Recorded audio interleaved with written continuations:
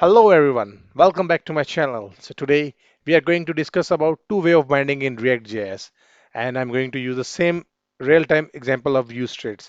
So guys, for your information, in reactjs we actually follow one way of data flow, like honor to child. We think that this makes your app code easier to understand, like we did in this real-time example.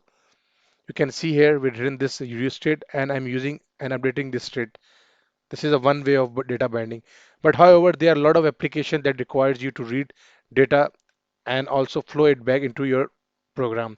For example, when developing forms, you will often want to update some React state when you receive user input. So, I mean to say, when I write this code, I want my controls to also bind with the state. So I make changes in the state. It also updates my control input as well as. So how we can achieve this thing? It is very easy. Let me just show you. All I need to do is I will copy this and I go into this and I make these changes here. Like I will write value and I need to bind this value with my use state with this. So when I make changes with the on change method, it is going to update the state and it is also going to update the DOM elements. Like if we want to perform the layout in JavaScript and react to changes in some DOM element sizes, guys, actually how we can achieve this.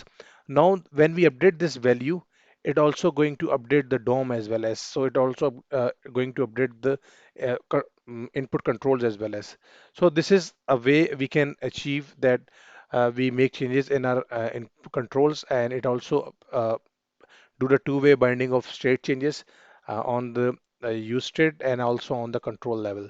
So I hope you understand the concept of the two-way of binding in the React.js, and I will continue making the video on the next topic, which is very important, and that one is we are going to pass data from child to parent component. But in the previous video, we are passing data from the parent to child component.